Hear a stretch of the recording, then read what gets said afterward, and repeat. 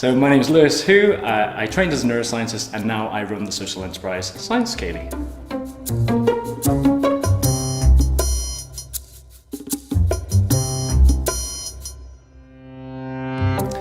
So for us, we always think about science skills and creativity skills, and actually, even though we like to think of music as only an art, actually we find that everything requires both those skills too. So you might think about the physics of how the violin works, how to get the best sounds. If you're doing engineering, sound engineering to capture the music better, you're actually thinking about both the science as well as actually the arts of it as well. And equally, obviously, there are things that we might not realize might require creativity. So actually talking about health and well-being, actually most people know about dance, most people know about music, most people know about actually these aspects, but don't realize how much that plays within science too.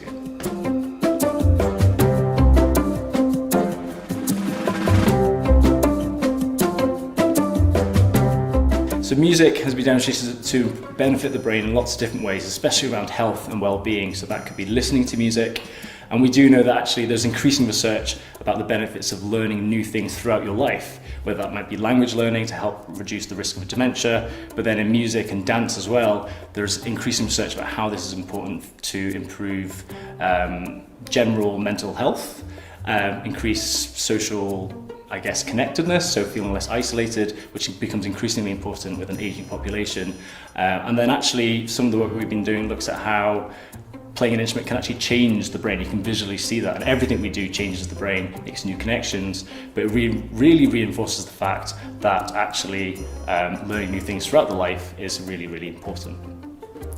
So for example, this is one of my favorite tools. This is a 3D printout of my brain, based on my brain scan, my MRI, not to size, to reassure you, but made out of plastic from a 3D print. And so one of the cool things we can demonstrate with this is that at the very top of the brain, we have the motor cortex. And because musicians are using and training their hands so much, you can sometimes see, more often than not, that actually, depending what instrument they play, where the hands would be, which would kind of be right at the center of the motor cortex over here, actually has a bigger loop because that part of the brain has grown, if you like.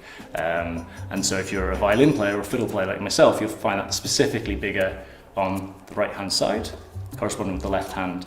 Whereas if you're a piano player, you might find that bigger on both sides. So it's a really good example. It's not specific to musicians specifically, but actually showing how what we learn does affect the brain and is really important.